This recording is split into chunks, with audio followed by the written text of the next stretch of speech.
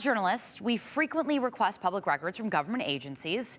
We don't always get those requests back, and sometimes our requests are actually improperly denied. And in Idaho, the only way to fight those denials, well, that's in court, which is sometimes expensive and time-consuming. So to help alleviate some of those costs and help the public with the process, a group of Idaho journalists have formed a nonprofit to not only financially fight those denials in court, but to also educate those who want to know about Idaho public record laws. Our Aspen Shumpert spoke to one of their board members today to find out how it'll all work out.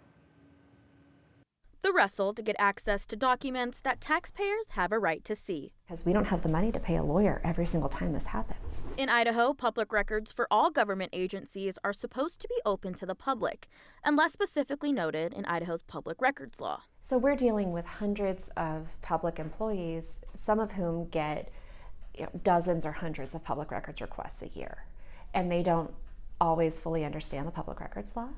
If you feel a government agency has improperly denied a public records request, what should you do? The vast majority of the time, when somebody improperly denies a public record for citizens or journalists, or over-redacts or overcharges, usually we can clear that up with a phone call. Melissa Davlin, president of the Idaho's First Amendment Association, says most of the time that works, and it's how she prefers to handle it.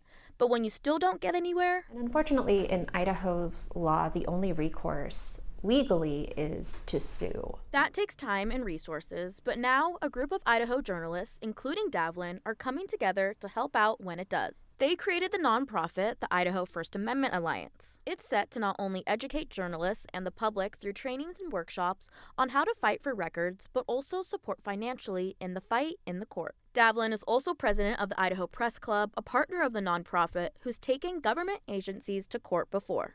In 2019, we successfully sued Ada County to get records about the Western Idaho Fairgrounds. And then a few years ago, we sued then Lieutenant Governor Janice McGeehan over records on a task force that she was running. And in both cases, we won. But sometimes record denials go unchallenged, and fighting a denial isn't realistic for some. 20 years ago, if your newsroom or my newsroom ran into an issue, a lot of times we had in-house counsel with the company, and we would be able to sue ourselves. We would be able to pursue that independently. That's not the case anymore.